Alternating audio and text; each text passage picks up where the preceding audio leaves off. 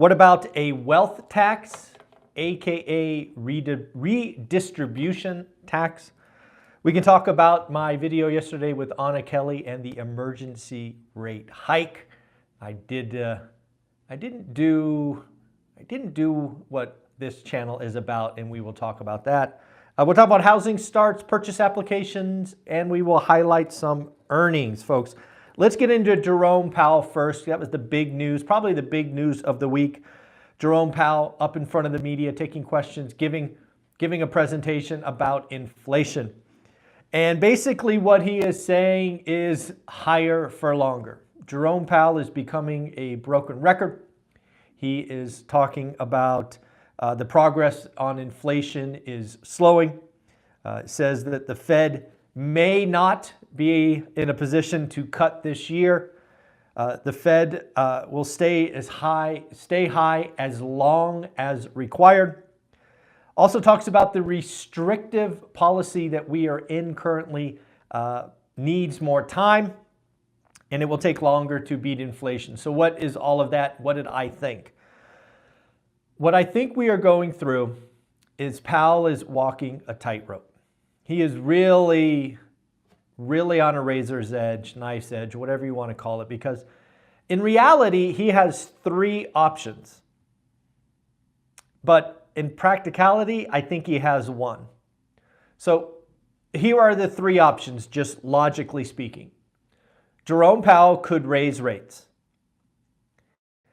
I think if he raises rates, based on my conversation with Anna Kelly yesterday, whether it's an emergency or not, whether it's telegraphed, you are going to see banking problems. You are going to see the stock market. You're going to see an economy quickly roll over into a recession.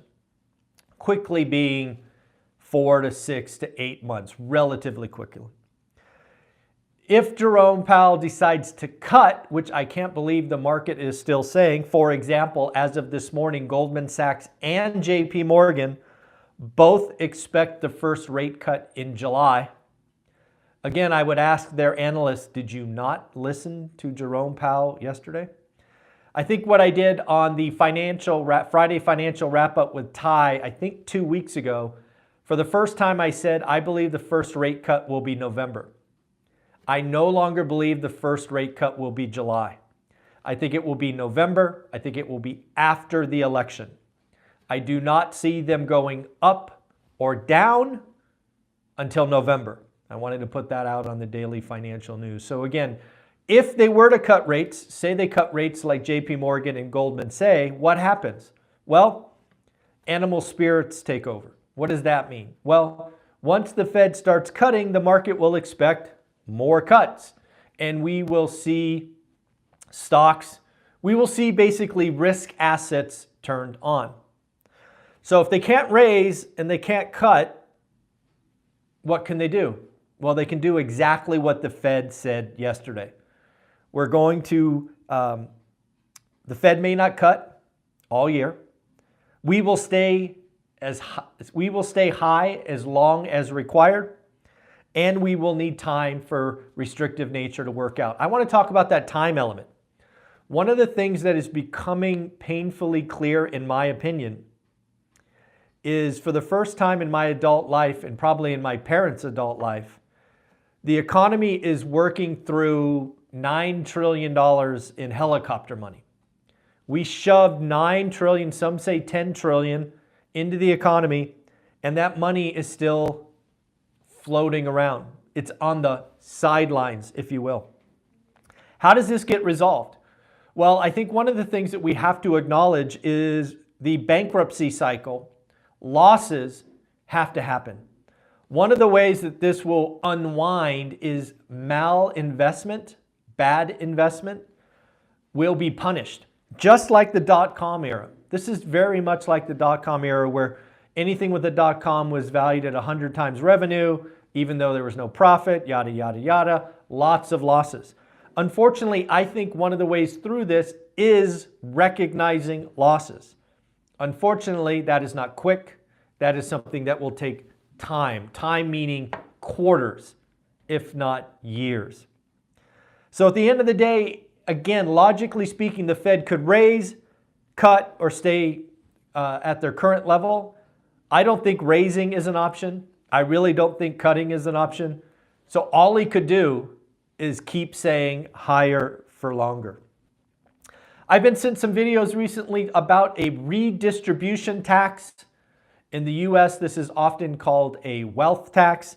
I've been sent several videos with a young man in the UK advocating for wealth tax or redistribution taxes.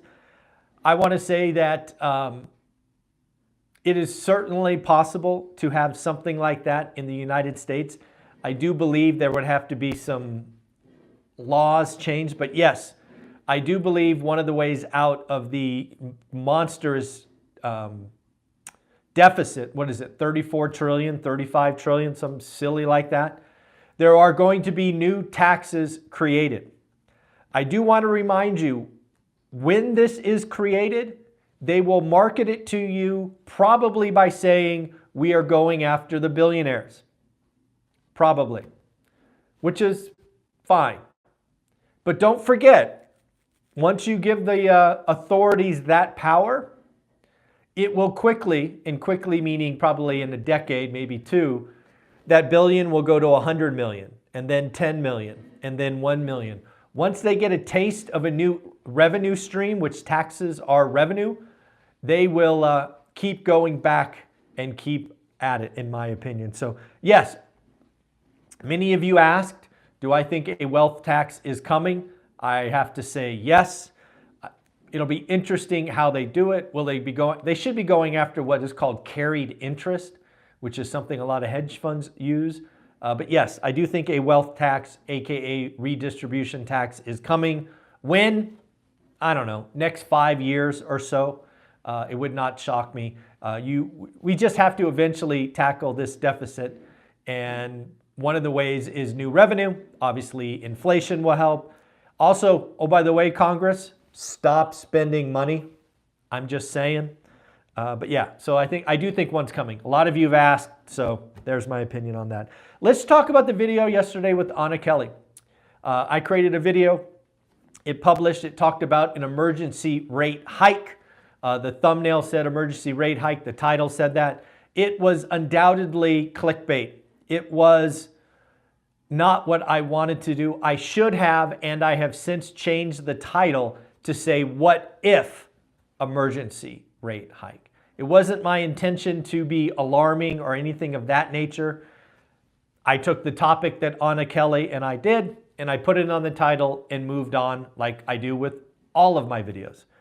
But I should have put in what if. I have since changed the title. You can go back and look at it. I changed it when I landed in Vegas about 6 o'clock, 5 o'clock, 6 o'clock yesterday. So I appreciate the feedback, and yeah, I'll try to do better. Let's talk about housing starts. We got housing starts yesterday, and they were down. They were down 15%. Remember, folks, when we get this monthly number, they talk housing starts.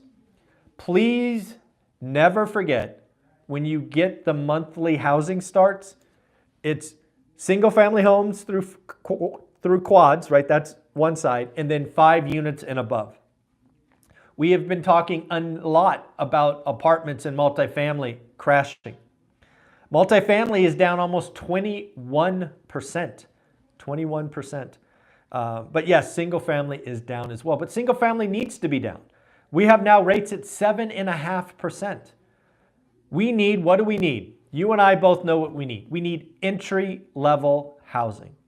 We don't need McMansions. We don't need million-dollar houses. We need single-family affordable housing. That is what I hope gets built. It is my hope that we build, on average, smaller homes, and we do it in great numbers. That is one of the only ways out of this crazy housing environment. What about purchase apps? Purchase apps, folks, rates go up, purchase apps go up. How can that be? Well, we got to remember, first off, Easter was a couple of Sundays ago. So there's going to be some distortion in the numbers. But also, folks, I really, really want you to think about this. Consumers are having enough. They're going on tilt. And as Beth Traverso said yesterday, and she is so right, we have been here before. You know when 7.5 feels good? When you think rates will go to 8. That's where consumers are. We are operating in an environment of low inventory, especially below the median. We have been talking about a bifurcated housing market for a long, long time. Folks, it's not going to get any better anytime soon. We've got to build more homes. We've talked about lock-in. We've talked about mortgage payments going up $1,300, $1,700 to trade up. The move-up buyer is going nowhere. So what is happening? Beth Traverso shared with us yesterday in her market. I'm doing this from memory, so I might be off. So again, go watch the video. She gave us all the graphs. Prices up 20%. Inventory down 35%. Folks, please always remember, look at your buy box. Look at your area. See what's going on below and above the median because you would be shocked. Let's talk about some earnings. We did get some earnings. United Airlines beat top line and bottom line, gave good guidance, but I find it interesting. They still lost money. I think they lost 15 cents a share instead of 40 cents a share. So that's an earnings beat, but still losing money. Travelers missed top and bottom, but did raise their dividend for something like the 19th year in a row, something like that. So shout out Travelers. U.S. Bancorp. U.S. Bancorp lowered net interest income and lowered guidance. Folks, this is going to be the quarter that you and I spend a lot of time looking at the regional banking system. Who is in trouble? Who needs a $1 billion infusion like New York, whatever that was, New York Community Bank, whatever that was. So again, we are going to be, or at least I will be looking at the regional banks. So what else? Chief economist Torsten Slok from Bloomberg says that no rate cut in 2024 equals hard landing in 2025. This goes back to the Fed is out of options. They're just holding on tight. Again, he's talking about the stock market being on a sugar high.